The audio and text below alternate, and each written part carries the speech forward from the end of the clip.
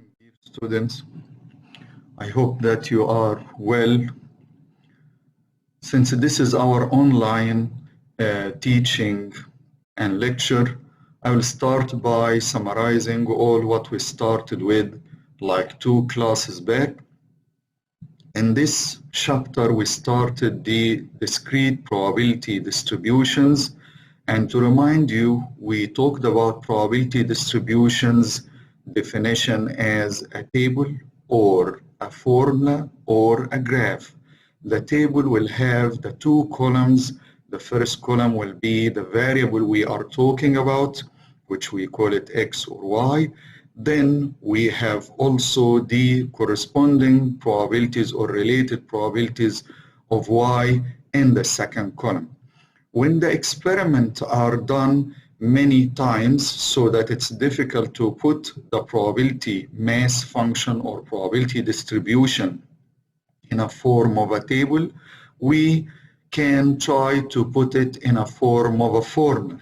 And we started also this topic by defining that we can do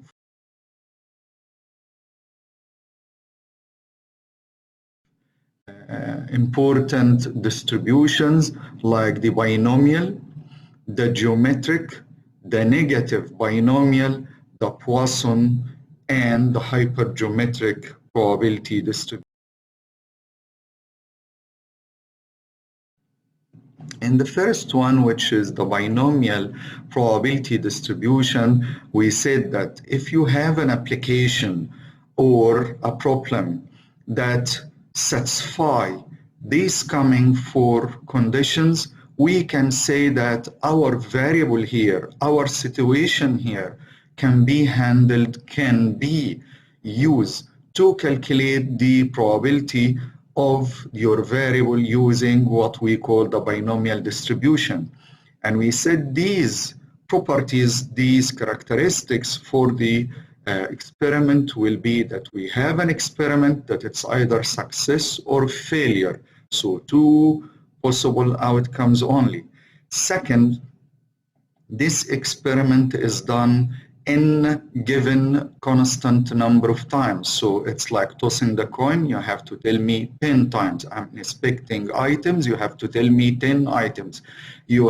If you are observing voters, we say that we will observe 5 voters. So this is our N.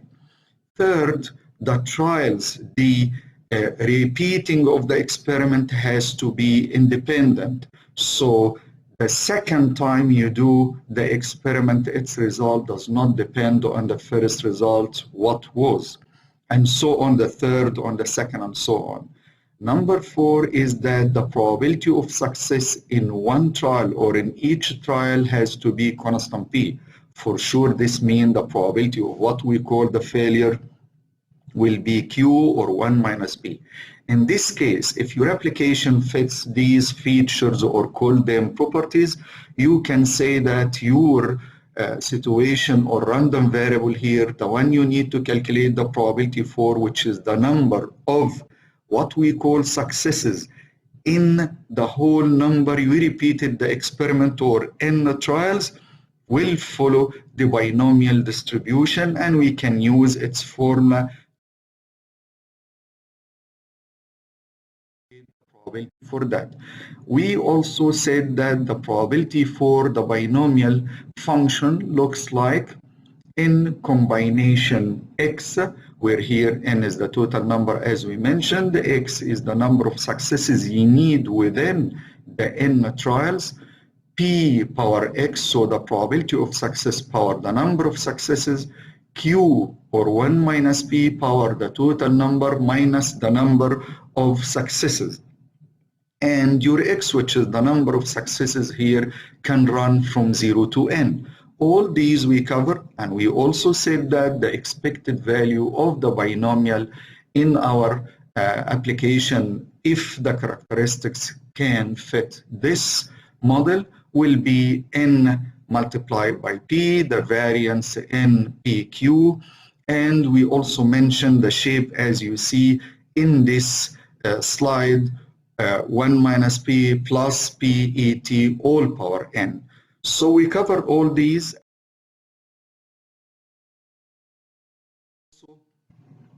Cover the example, which was not this example, but you can also look at this example, which we have before us now, is that if we have 65% of American public approve the way the president handled his job, so we have a 65% saying yes, he's doing a good job, 35 saying that he is not, so it's either success, they saying maybe yes, and the other phase is failure. And we are observing a sample of 8 Americans, so our N here is 8. If we define Y to be the number of people that they will say yes to his way of handling the job, so our Y here will fit the binomial, because we have an experiment either saying yes or no, success or failure. The number we observe people or repeating this application or observation, it's 8, so it's a fixed. Any individual we are observing, he will say yes or no for handling the job, is independent from the previous one or the other individual.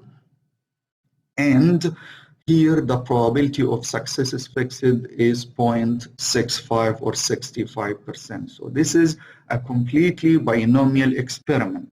And we can write the formula, substitute N by 8, substitute P by 0.65, substitute Q or 1 minus P by 0.35, and we can solve any problem like the one in hand. Is that if we need the probability, let's consider first that Y equals 6, so we substitute Y equals 6 in all places that appear in the formula, or if we need it greater than or equal 6, so it's from 6 up to the maximum number we have of these individuals, which is 8. So 6, 7, and 8 will substitute 6, plus will substitute 7, plus will substitute 8. So this is how we see the problem fits the binomial or not, and how we solve it. If in this problem, which is not mentioned here, but if we are saying that what is the expected number of people within these 8 individuals we are observing that will vote yes for his handling of the job, we can say that N by P, 8 by point or multiply by 0.65. If we need, for example, the standard deviation, remember the standard deviation was the root of the variance. So we first calculate the variance, which is NPQ, then we take the root. So first we multiply 8 by 0.65 by 0.35, then the number we get is the variance. We can take a root for the value we have. It will give us the standard deviation. This was the binomial, and we have many examples before us. One of them here, if you see in example 2, you can see that in slide number 6, you can see that the MGF, that by inspection, by just observing the problem given and the formula sheet you will be given, you see that it fits the binomial, because you have 2 fractions, one of them which is 2/3 and the other one 1/3. These are the Q and the P. 2/3 is the Q, 1/3 is the P, and it looks exactly like the binomial moment generating function. So here we know that this MGF or moment generating function came from a binomial application with a total of N equal 5 and P equal 1/3, and from here we can start writing the formula and solve any requirement like the one we have, whatever its expectation or variance or a specific probability less or more or equal.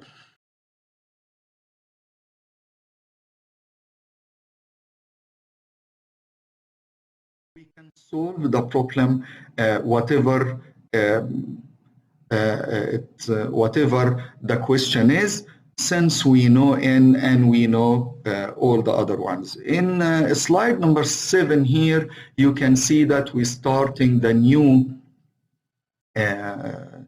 distribution, the second one, which is the geometric probability distribution. If you remember that this is the one we talked about in our last class.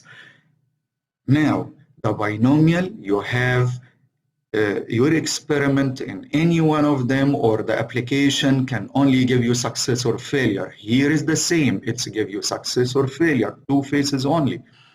The second one is that you repeat the experiment in a fixed of time. This is in the binomial. Here there is no fixed of time. This will be our variable, the one we ask for. But still, our third property, like it was in the binomial, the trials are independent. So the second time you try, whatever you do is not gonna be affected by the first result you got in your first trial, and so on. And also the probability of whatever we call success is still fixed, and we are calling it P.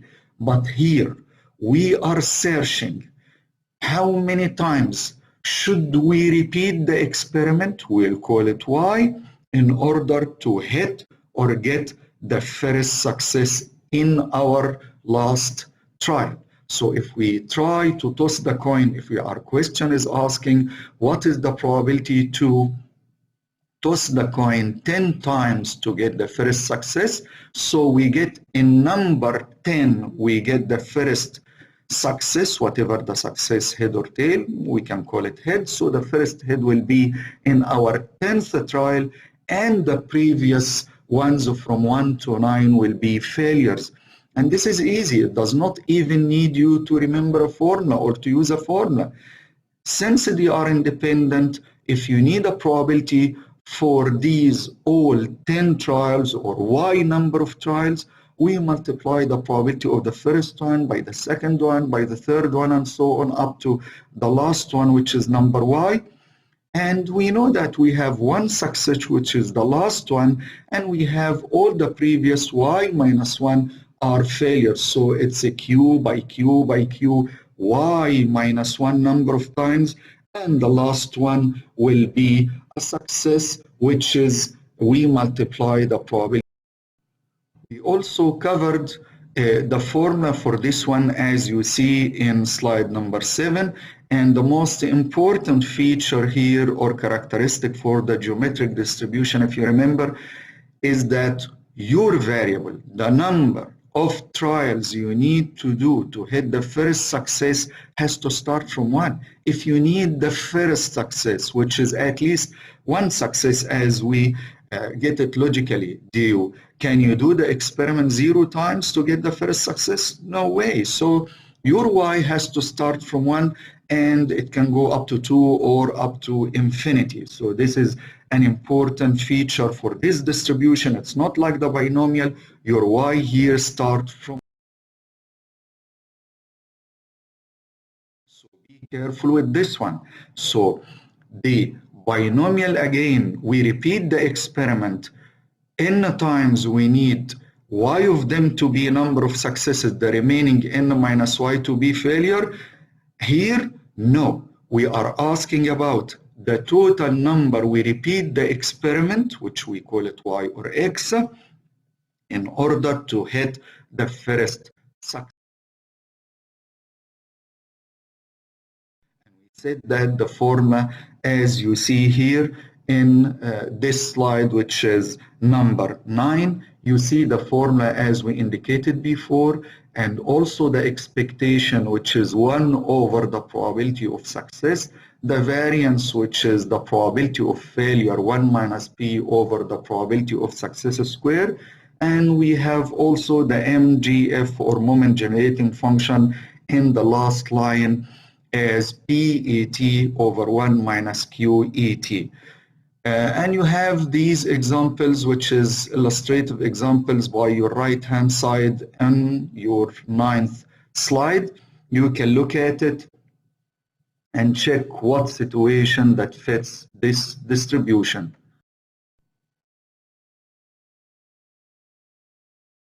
Also solve an example for the geometric distribution. If you look at the example we solved before, or even the example we have like number 5, that suppose that we are doing an interviews for people sequentially. So we don't know how many until now we interview or we can interview. Our purpose here is to find the first, look at the word, to find the first applicant with an advanced training. If you remember my problem in class, so we are searching how many interview applicants we can interview in order to hit or find or obtain our first applicant with an advanced training. If the probability of finding this type of people with advanced training, say 70% or something. So this is exactly fits the geometric distribution, and we can solve the problem using the geometric distribution by applying P equal, as we said, if we are saying that it's 70%, the probability of failure is the remaining 1 minus 0.7. And we can just apply the formula by saying that the probability of success once, which is 0.7, multiplied by 0.3 power the total number of failures, which is the total number you repeat the experiment y minus 1, because you have one success by the end and the remaining part will be, or the remaining number of trials will be failure. We can also here look at example number 4 in slide number 10. You can see that you have the moment generating function, which is like a number multiplied by ET, which is 2 over 3 multiplied by ET, in fact, and divided by, look at the bracket, it's power minus 1, so it's a denominator, so it's divided by 1 minus 1 over 3 ET. And here, if you compare this with the formula sheet, you will be given, or you have on your model posted, you can see that the numbers you are looking at, the 2 over 3 is the P and the 1 over 3 is the Q, and this is exactly fits the geometric distribution. So if we have the P, which is all what we require, and Q in our problem, I can solve any problem like the ones we already did before. So the problems are very easy.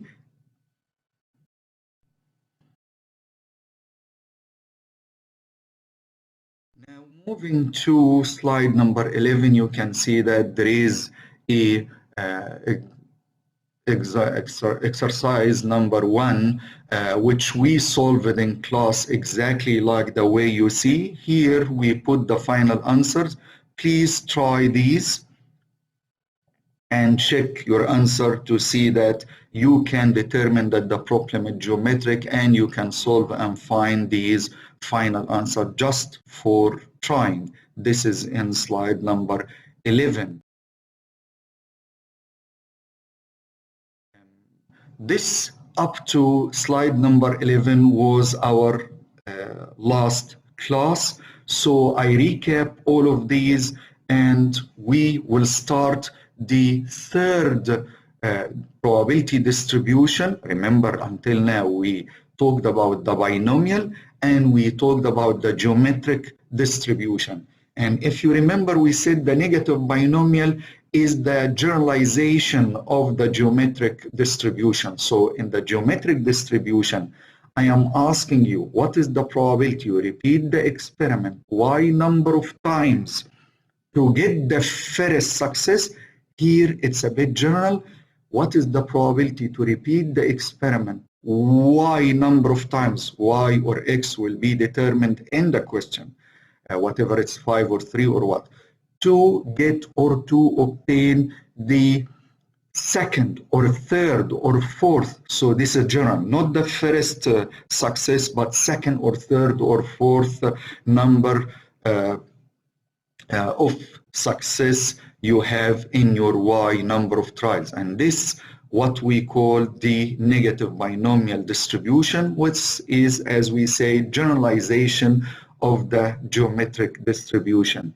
So if again we face a problem that has only in any of its trials success or failure, so binomial or geometric, still until now we are the same, and the trials are independent, the second trial will not be affected by the first result we got. So its result is not gonna depend on what you got in the first one, and so on. And the probability of success is a fixed fraction p is given. But in the binomial, you have the total number of trials, 10, and we ask part of it to be number of successes. In the geometric and negative binomial, we calculate the probability for y number to repeat the experiment, in the geometric to hit the first success, in the negative binomial to hit the second or third or rth, generally the number of successes.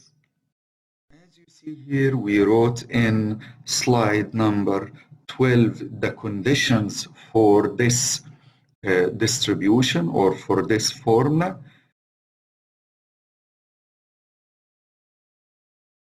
In this slide, we have the negative binomial distribution, which is the formula in the first line as the probability of x, which is the number of trials we need to do or perform in order to get the rth success. So we have the probability of x as the combination x minus 1 combination r minus 1. X here is the number of trials we need to do the experiment for. R is the rth success we need.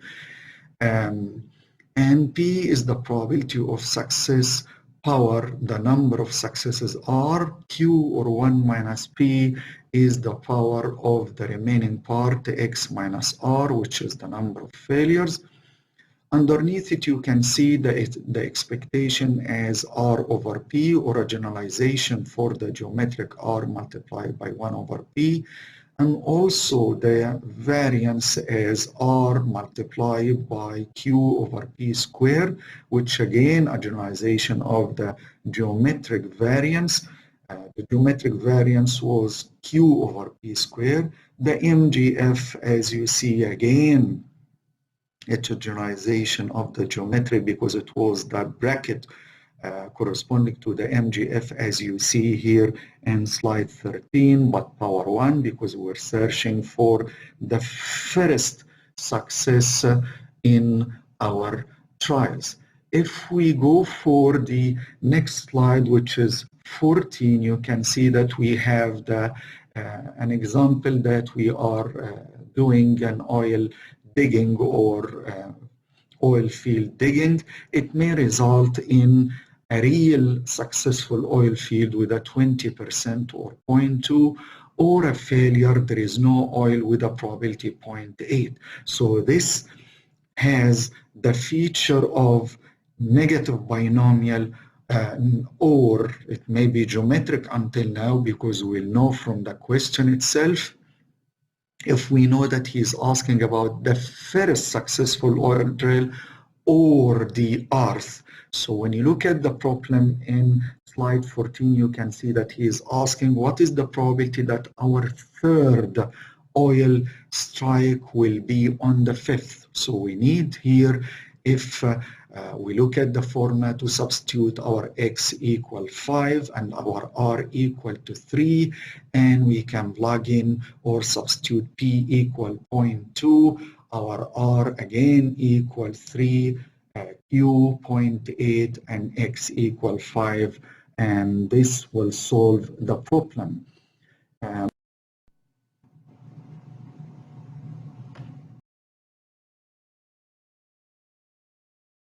So we can solve number 7 as we said. Number 6 is just again a very easy, simple application by inspection. If you look at the cheat sheet or the formula sheet you will be given, you can fully easily see that this formula given to you as a moment generating function in example number 6 fits the negative binomial formula. And if you look at it, you can see that here P is the 2/3 because it's the number beside ET, and the 1/3 for sure it's a Q, and the whole power you have here it's R. This is the number of successes which has to be set, the third number of success we need. So we can just write the formula, write that our P is 2/3, our Q is 1/3, and here it looks like he was talking about the third number of successes, but he's asking us here about the expectation. We can say, if we have it here, it's R multiplied by 1/P, or R/P, 3/2/3, or the variance, we apply the formula, or we can calculate the probability y less than 5 by calculating the probability if we need 3 or third success, and here y equal 5, we can calculate that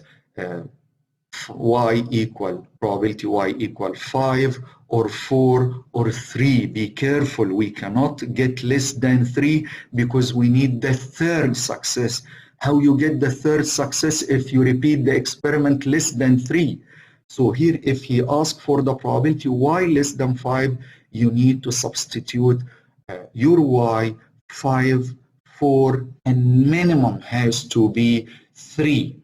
So this is up to example number 6 in slide number 14.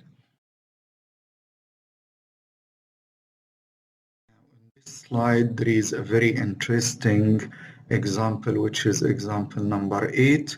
Really, this is a good example to explain for you the difference between all the previous 3 probability formulas or distributions, the binomial and the geometric and the negative binomial. In example 8, we have the probability for a child exposed to a certain disease to catch it. So this is the probability of catching the disease, which is 0.2.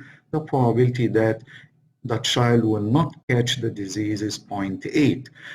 He did not say anything more than this, but when you look at the first requirement, he is asking what is the probability among 12 children exposed will have 3 will catch it. So here he gave us the total number of children we are looking at, which is 12, and he need within these 12, 3 of them to be successfully catch the disease. It's like really a binomial situation. We have n equal 12, we have the probability we need, the probability of 3 within the 12, and the probability of success for any child to catch the disease, God forbid, is 20% or 0.2. So we can apply the binomial formula here. When you go to requirement number B, you can see that he's talking about what is the probability that the 12th child exposed will be the first. So this reminds us by the geometric distribution, because he's talking about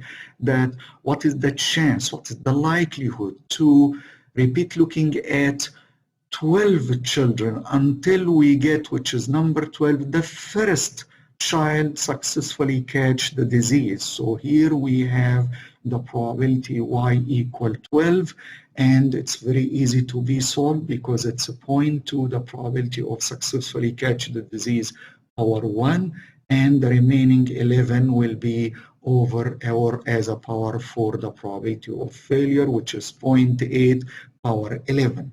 When you go for number C, you can see that he is talking or asking about the probability of that the 12th child exposed will be the third. So this is easily, clearly a negative binomial application, and we need to substitute x in our negative binomial formula by 12, and our r equal to 3. Again, our p probability of success is 0.2, and our probability of failure is 0.8. There is another exercise, which is exercise number 2. As you see, you can try it, and there is a solution here. It's 0.0646%. Up to here, we can end up our first class after we summarize all the previous, what we said, starting from the beginning of the discrete probability distribution. Let's stop here for our first class, which was supposed to be in class Sunday the 14th, and we'll start our new class inshallah on Tuesday by starting the fourth distribution, which is a Poisson distribution. Thank you and have a good day.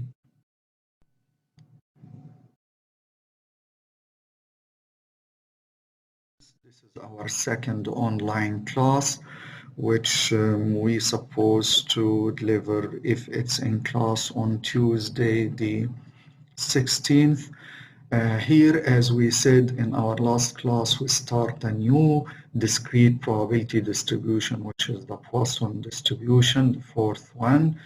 In this distribution, we still have the same property like the binomial, the geometric, the negative binomial.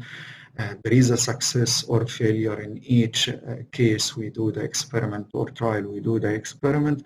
The trials are independent. They are not affecting each other concerning the results of each trial.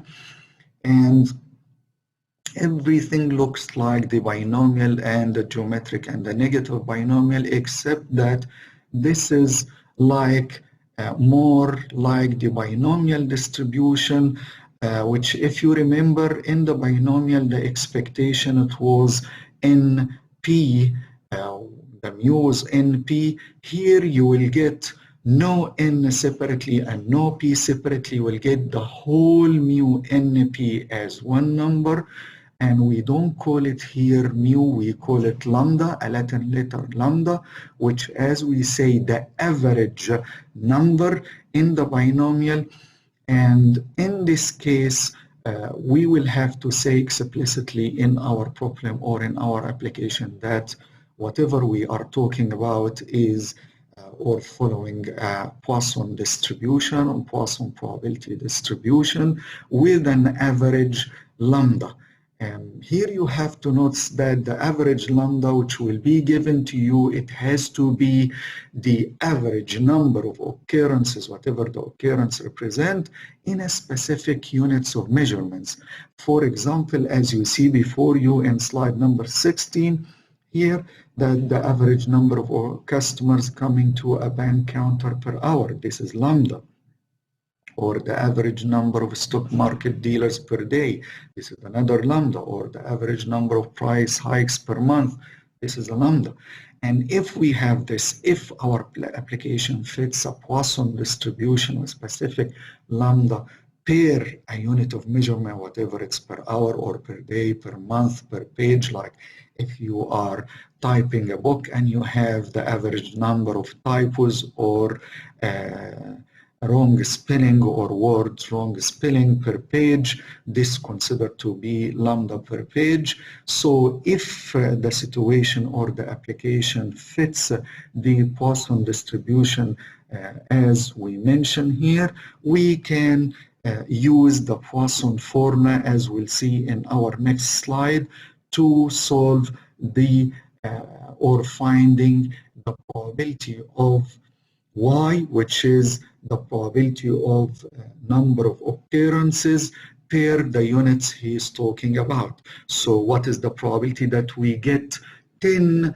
customers coming to a gas station per hour if the average he gave us is 5 per hour? What is the probability that we get 10 calls per a minute if the average is 2?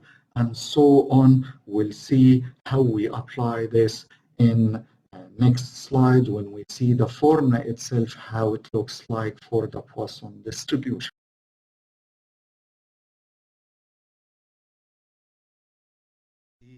the formula for the Poisson distribution, PMF or P of X, the probability that we get X number of occurrences in a specific unit of measurement, equal lambda, which is the average power, the number of occurrences you need to calculate the probability for, E, which is the constant, approximately 2.718 power minus the average, over the number of occurrences you need the probability for X factorial.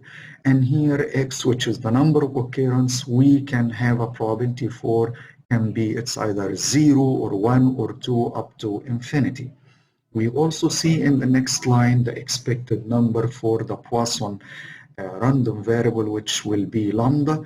This is naturally because we said lambda is the average number per a specific unit, so it's the expectation.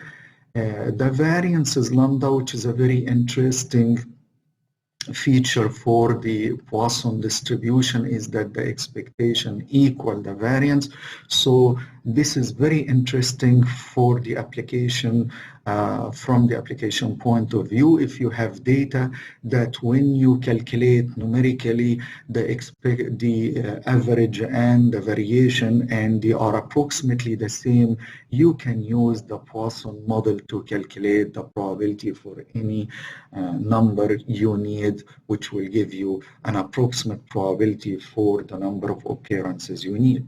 As you see also in this slide, the MGF or moment generating function, it's the exponential or E power the average multiplied by another E power t minus 1. So this is the moment generating function in the case of the Poisson distribution.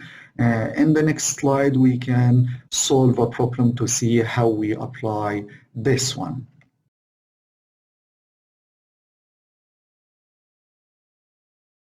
This slide, which is slide number 18, we can see an example number 9 and example number 10. If we start by looking at example number 10, we can see that he's talking about customers arrives as a check-out counter in a department store, and he said that it follows Poisson with an average 7 per hour.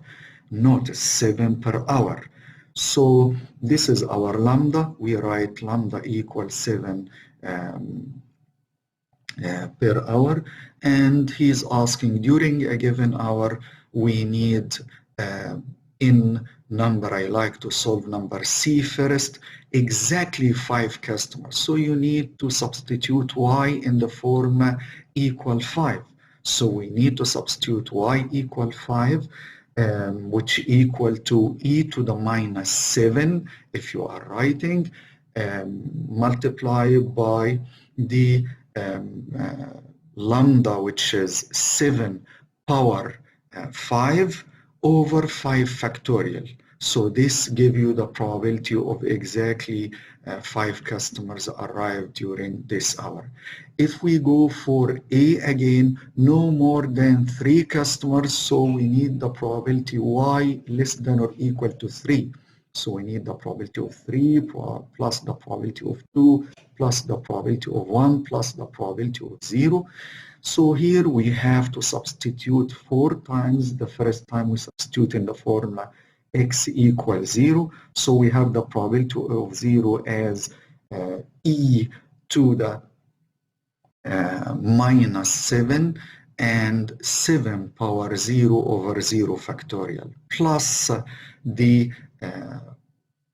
probability of 1, which is e to the minus 7, 7 power 1 over 1 factorial plus again e to the minus 7, 7 power 2, 2 factorial plus up to 3, which is e to the minus 7, 7 power 3 over 3 factorial. The requirement number B, as you see, at least 2 customers, so at least it means from 2 up, or we can get 1 minus the complement, if you remember, which is 1 minus less than 2. It means the probability 1 minus the probability of 0 minus the probability of 1, and we substitute by 0 and 1 as we did in requirement number A you saw in this problem. As you will see in the next 2 slides, you will see the solution of this problem written for you so that you can review it. In example number 9, you can see that he gave us, if the moment generating function of y is given as my of t equal this, by inspection and looking in your formula sheet in your hand that it's posted on your Moodle, or you will get in the exam cheat sheet or a formula sheet, you can notice that this MGF fits exactly a Poisson moment generating function with lambda equal to 3. Once we recognize the lambda, we can write the probability distribution P of x equal 3 to the power x and e to the minus 3 over x factorial. X here will be recognized from the question, or y. I always mix up between x and y. It's the variable we need the probability for. We can solve, he is asking find the probability Py less than 2 and the expectation and variance. Easily to recognize the expectation, which is lambda equal to 3, the variance equal to 3 also, and the probability less than or equal to, it means that you need the probability of 2 plus the probability of 1 plus the probability of 0. Just substitute within the formula. You wrote the lambda equal to 3 in, substitute one time x equals 0, another time 1, another time 2. You can solve this problem and get a final answer 4.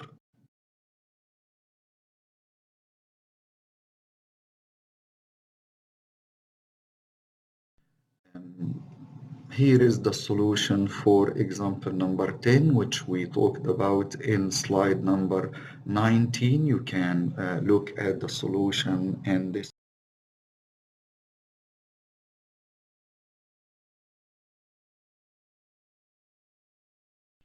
And also in slide 20, we solved all the A, B, and C.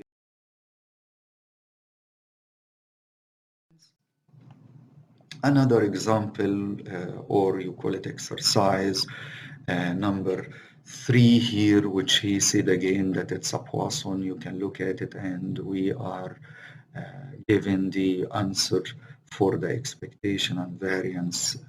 Each one of them will be 6, as you see the red color as a solution. In exercise 4, it's another Poisson distribution with a mean or lambda equal 4, and he asks a couple of questions. You can solve these. If you face a problem, we can discuss it. Whatever, you can ask me online as we'll agree.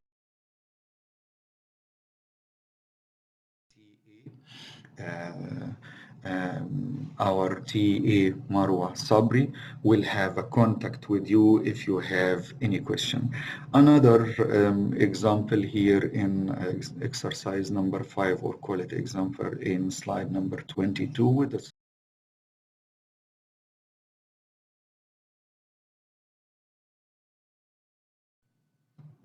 Now we are done with 4 different distributions, which is the binomial, the geometric, the negative binomial, and the Poisson, each with a specific feature that may fit a specific application.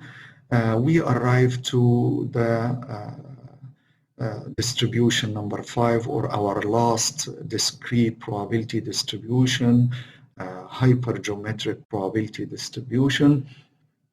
This distribution, when you see the formula, you will recognize that it's a natural way of thinking at this type of applications. I mean by this type of applications that we have, if we have a total of population of number of units, call it capital N, and we select a sample small n from this population without replacement. So here it's a selection of a part from a total without replacement. This is completely different from all previous distributions, because here our successive selections for the units of our samples are not independent. So the second selection will be affected by our first selection, and the third will be affected by our second selection, and so on. So if we have something like this, we can say that this one is a different way of doing an experiment, and this fits what we call hypergeometric probability distribution. As an example, we can look at a class of 30 students, 10 boys and 20 girls. So the class is divided into like success and failure, successes boys and failures girls. This is just an example. And we need to select from the 30 a sample of 5. So this is our sample, or our total number of selections we'll do without replacement. We need within the 5, we select 2 boys. So we need 2 successes from the total number of successes we have as 10 boys. And we need the remaining number, which is 3 from the girls. So it's like the problems we covered earlier. We did it by combination. If you need a probability for 2 boys, when you select 5 out of 30, you do a fraction bar. Down in your denominator, you have the total 30 C5 because you select 5 out of 30. In your numerator, you satisfy the probability you need for, which is we have 10 boys C2 because we need 2 boys out of 10 multiplied by the remaining, which is 20 girls. We need the remaining out of our sample. So we need 3 girls out of the 20 girls we have. So this is an example for the, or like a demo or illustrative example for the hypergeometric distribution. We solved many problems before in our class just by doing the combination part or using the combination rule without referring to as a distribution or anything. But here we refer to as a distribution, and we call it hypergeometric probability distribution, as we'll see the formula in the next slide, and we see also an example and its solution.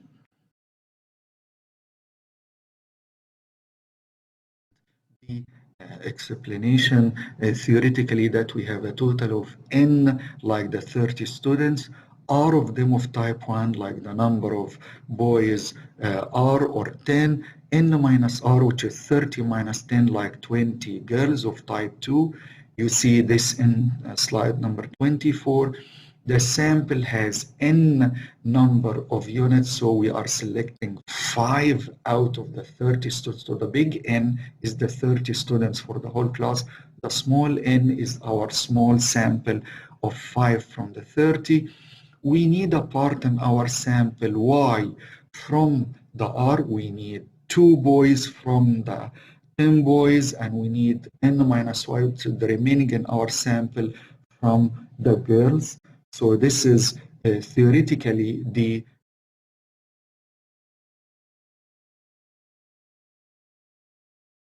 of the selection. In slide number 25, you can see that the distribution is like what we said. From the R number, like number of boys, we select Y boys. From the remaining population minus boys, which is girls, we select our remaining sample N minus Y. Downstairs or in your denominator, we have the total, C the total, N, Cn. We choose 5 out of 30, or small n from the big N. And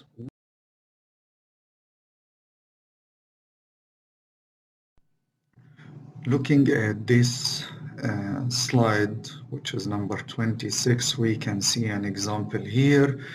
The example is talking about a particular industrial product which is shipped in lots of 20. So you have 20 units as a total. A sample of 5 items is selected from each lot. So your sample size is 5, so we select 5 out of 20. If you recognize this is a selection without replacement, so it looks like this will be our denominator 20C5. And if you continue with the problem, the lot will be rejected if it's more than one defective is observed. If a lot contains 4 defective items, so let's me summarize again. We have 20 items, 4 of them are bad items, 16 are good items. You need to select 5 items, and the first requirement here is that what is the probability that the sample you select of 5 items will have 2 defectives. So this is an easy problem. We did it before. It does not mean that you write the hypergeometric distribution, because here all what we have to do, the probability of 2 equals a fraction bar. In your denominator you will have 20C5, we select 5 out of 20, and in your numerator we need from the 4 defective items 2, so 4C2 multiplied by the remaining number, which is good numbers, the 16 good items. We take 3 of them because we select a total 5, 2 from the defective and 3 from the good ones or from the non-defective ones. In the second requirement you have here, as you see, what is the probability that the lot will be rejected. As you know, and as he stated, the lot will be rejected if we observe more than one defective. So it means we need the probability that we get more than one, which is 2 defectives or 3 defectives or 4 defectives.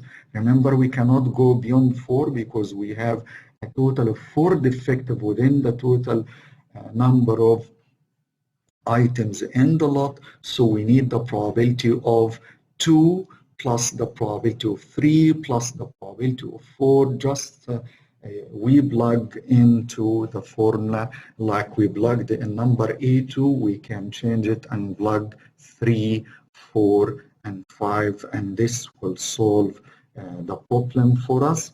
This is an example for the hypergeometric distribution. If he asks you here that find the probability distribution so that you do exactly the same like what we did in number A, please listen. If he asks you like number C, I will write it down here.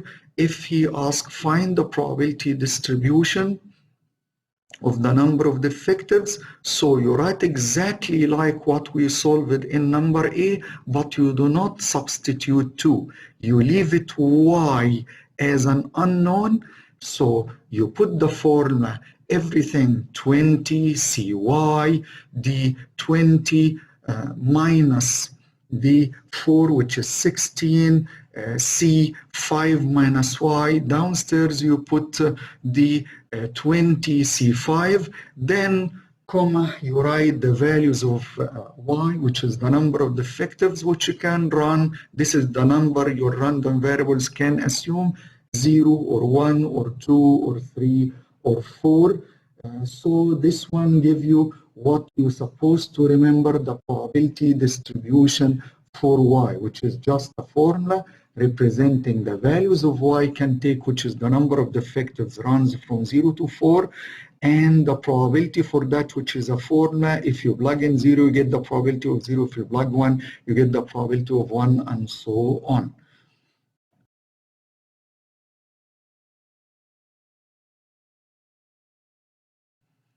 In this slide, which is slide 27, I'm just explaining the given information, which says that I have a total number of units n equal 20, the capital N, and we need a sample of small n equal 5 without replacement.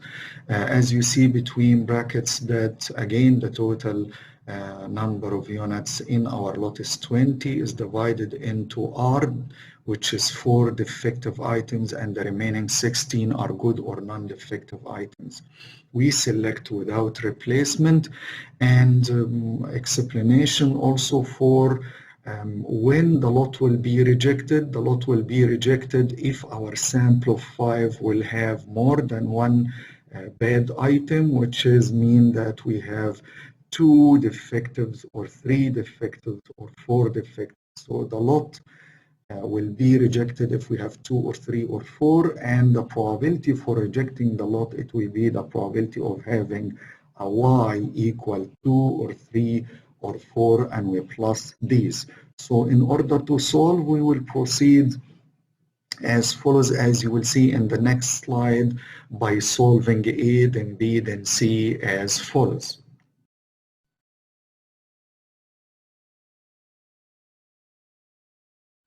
Here, in order to solve requirement number A, which we need the probability of 2 defective items within the 5 we select without replacement. It's easy to see that in our denominator, this is the total number of ways we select 5 out of 20, which is 20C5. In our numerator, it's the way we select 2 defectives and the remaining are good, 4C2, 2 defectives out of 4. And from the 16 good ones, 20 minus 4, we select 3, which is 5 minus 2. So this one will give us the probability of obtaining 2 defective items. This was the requirement in number A.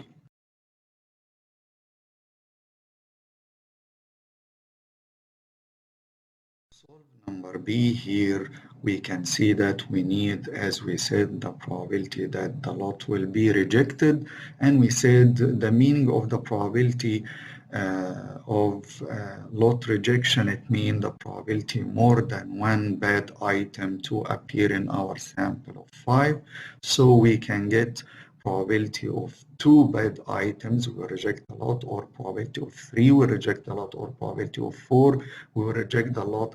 And here is the substitution, as you see before you in your slide 29, the selecting 2 bad items out of 4 and the remaining are good, or, which is plus, selecting 3 bad items out of 4 and the remaining are good, or selecting 4 out of 4 bad items and the remaining, which is 1 out of the 16 good ones. This one, solve number B, which is when you sum it and find the final answer, will give you the probability of rejecting the lot of 20 units.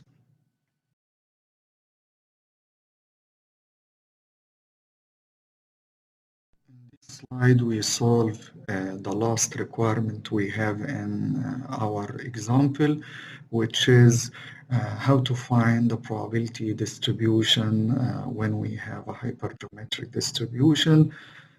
This can be done, if you remember, again, the probability distribution here is a formula, so we can write the formula for the hypergeometric distribution, plug in or substitute the total, which is the large N, as 20, the small n, which is our sample, as 5, the R, which is the number of defective items, as 4, but we leave the number we need the probability for as Y.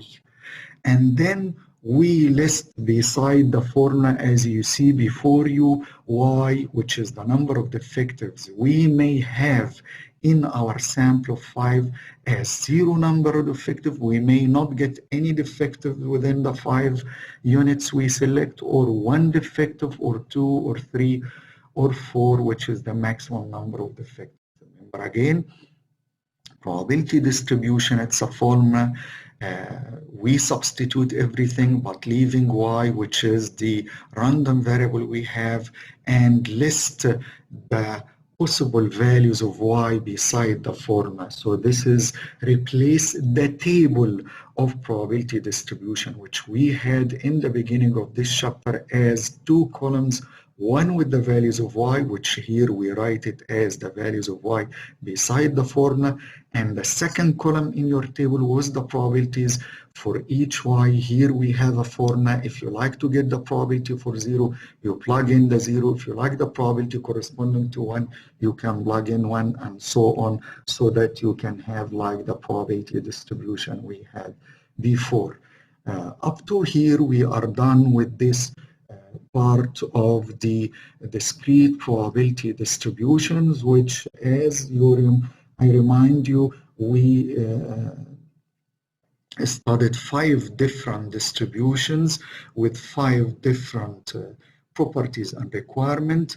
The first was the binomial, the second was the geometric, the third was the negative binomial, the fourth was the Poisson, and the last one was the hypergeometric, as the one we have here before us. And this concludes this part of teaching and our second class, which is supposed to be on Tuesday. Thank you and have a good day.